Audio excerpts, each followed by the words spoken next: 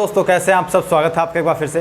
दोस्तों, आप सब लोगों के लिए सूचना का अधिकार अधिनियम 2005 मूल विधि के अंतर्गत चल रहा था। सबसे पहले तो मैं कन्फ्यूज़न दूर कर दूं आप सब लोगों का कि मूल विधि चेंज हुई है नहीं हुई है। देखिए, मूल विधि कोई चेंज नहीं हुई है। मूल विधि जैसी सिलेबस में थी वैसे ही सिलेबस में आएगी, अब के भी वैसे ही आएगी, कोई चेंज नहीं है। ठीक है, इस भूल में मत रहना कि मूल विधि चेंज है तो हम मूल विधि नहीं पढ़ेंगे। मूल विधि वही आएगी, सिलेबस में भी है और इम्पोर्टेंट भी है। तो मूल विधि की एक सीरीज़ चल रही थी जिसमें मैं पढ़ा रहा था आपको मूल विधि। उसमें सूचना का अधिकार अधिनियम की क्लास पहले हो चुकी है, 7-8-9 क्लास पहले हो चुकी हैं, ये शायद उससे नेक्स्ट क्लास है। और सूचना का अधिकार अधिनियम की एक क्लास पहले हो चुकी है, दूसरी क्लास है। इसमें जितनी भी धाराएँ बची हुई हैं वो सारी हैं। लेकिन एक बात मैं आप सब लोगों को बता दूँ कि मेरी मूल विधि में, मेरी पढ़ाए गए कंटेंट में आपको केवल वो चीज़ें मिलेंगी जहाँ से आपके एग्ज़ाम में आते हैं। फालतू की चीज़ें ना तो मैं पढ़ाता हूँ और ना ही मुझे सब चीज़ें पसंद है। केवल वो चीज़ pin to pin, point to point चीज़ें आपको पढ़ाई जाएगी। जहाँ से आपके क्वेश्चन लगेंगे तो सिर्फ इसी वीडियो से लग जाएंगे, वरना तो नहीं लगेंगे। ठीक है, चलिए शुरू करते हैं।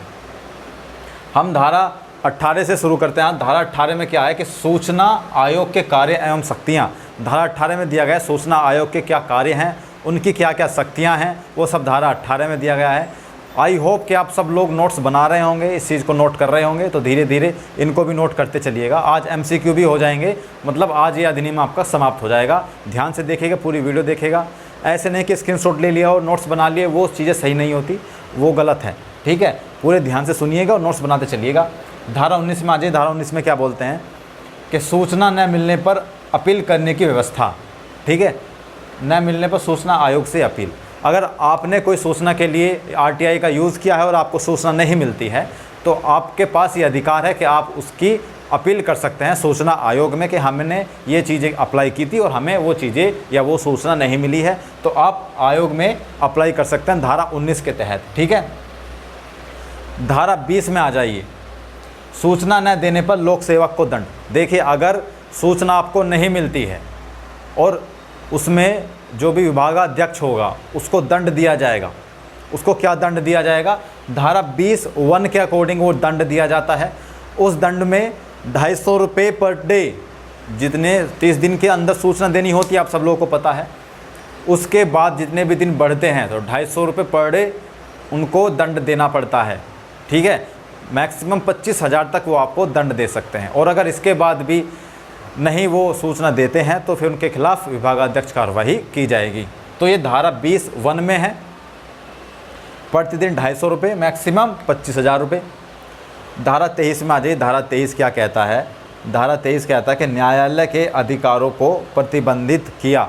धारा 23 में न्यायालय के अधिकार प्रतिबंधित हैं। मतलब अगर लोक सेवक आपकी सूचना नहीं देता है और लोक सेवक पे कोई कार्रवाई होती है और लोक सेवक न्यायालय जाते हैं तो न्यायालय इसमें उनकी कोई हेल्प नहीं कर सकते हैं। ठीक है, ये धारा 23 में दिया गया है। धारा 24 में आ जाए। धारा 24 में क्या कहा गया है कि सूचना देने की छूट। जैसे आपने कोई सूचना मांगी, ऐसा तो है नहीं कि आपने जो सूचना मांगी सब की सब सूचनाएँ आपको दे दी जाएंगी। कुछ सूचनाएँ कॉन्फिडेंशियल भी होती हैं, कुछ इंटरनल सिक्योरिटी के लिए नहीं भी दी जाती हैं सूचनाएं। तो जैसे IB हो गई या RAW हो गया, या जो भी हमारी सुरक्षा एजेंसियां हैं या फिर इंटरनल सिक्योरिटी के मद्देनज़र वो आपको सूचना नहीं भी दी जाती हैं। तो इसका मतलब ये मत समझिएगा कि हमने RTI डाल दिया और हमने IB की या RAW की इन्फॉर्मेशन मांग ली तो हमें मिल जाएगी। नहीं, जो भी इंटरनल सिक्योरिटी के पर्पज़ से सूचना देने लायक नहीं है उसकी सूचना नहीं दी जाएगी, ध्यान रखना। ठीक है, ये धारा 24 में है। अब चलो, ये धारा 24 तक होगी, धारा ख़त्म हो गई है। मैंने MCQ को एक नोट्स के रूप में बनाया है। इन नोट्स को तैयार कर लीजिए, जितने भी क्वेश्चन आएंगे इससे पहले जो वीडियो है उससे और इस वाली वीडियो से प्रॉपर क्वेश्चन आएंगे। सबसे पहला नोट करिएगा कि सूचना का अधिकार किस में परिभाषित है। सूचना का अधिकार धारा 2J, धारा 2J में परिभाषित है सूचना का अधिकार। ठीक है, RTI केवल भारतीय नागरिकों के लिए है। ऐसे नहीं कि कोई विदेश से आया, उसने RTI अप्लाई की, RTI से इन्फॉर्मेशन ले ली। नहीं, RTI केवल भारतीय नागरिकों के लिए है। ठीक है, गरीबी रेखा से नीचे जितने भी लोग हैं सबके लिए RTI मुफ्त है। मैंने पहली वीडियो में बताया था कि कुछ फ़ीस देनी पड़ती है 10 रुपये। ठीक है, लेकिन जो गरीबी रेखा से नीचे हैं उनके लिए RTI की सूचना मुफ्त है। उसमें आपके बहुत सारे ऑप्शन आते हैं कि नेताओं के लिए मुफ्त है, ठीक है, या फिर गरीबों के लिए मुफ्त है, या फिर सेना के लिए मुफ्त है। तो उसमें जो भी गरीबी रेखा से नीचे लोग जी रहे हैं, अगर वो आरटीआई के लिए अप्लाई करते हैं तो उनसे कोई फीस नहीं ली जाएगी, ठीक है, ठीक है। जो चौथा पॉइंट है वो है कितने देशों में आरटीआई लागू है। तो 80 देशों में। आरटीआई कितने देशों में लागू है? 80 देशों में लागू है। और सबसे पहले किस देश में आरटीआई लागू हुआ था? तो स्वीडन में सबसे पहले आरटीआई लागू हुआ था। ये भी आपसे क्वेश्चन बन सकता है कि कितने देशों में आरटीआई लागू है और सबसे पहले किस देश में आरटीआई लागू हुआ था। तो ध्यान रखना किस देश में हुआ था? स्वीडन में, ठीक है। यह राष्ट्रीय स्तर पर लागू होने से पहले, देखिए आरटीआई राष्ट्रीय स्तर पर लागू होने से पहले कितने राज्यों में पहले से ही प्रभावित था? 9 राज्यों में। 9 राज्यों में पहले से ही प्रभावित था। समझ रहे हो बात?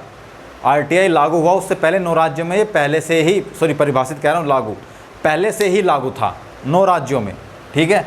और उसमें कर्नाटका और गोवा दोनों में एक ही सन में लागू हुआ था। तो फर्स्ट टाइम किस में लागू हुआ था? या तो कर्नाटका या फिर गोवा, कोई भी ऑप्शन आएगा, दोनों ऑप्शन सही हैं, ठीक है। राज्य सूचना आयोग का अध्यक्ष कौन होता है? राज्य सूचना आयोग का अध्यक्ष होता है सीएम, मुख्यमंत्री, ठीक है। राज्य सूचना आयोग का अध्यक्ष सीएम या मुख्यमंत्री होता है। केंद्रीय सूचना आयोग का मुख्यालय कहाँ है? नई दिल्ली में, ठीक है। केंद्रीय सूचना आयोग का मुख्यालय नई दिल्ली में है। तो ये आपका सूचना का अधिकार अधिनियम 2005 समाप्त होता है।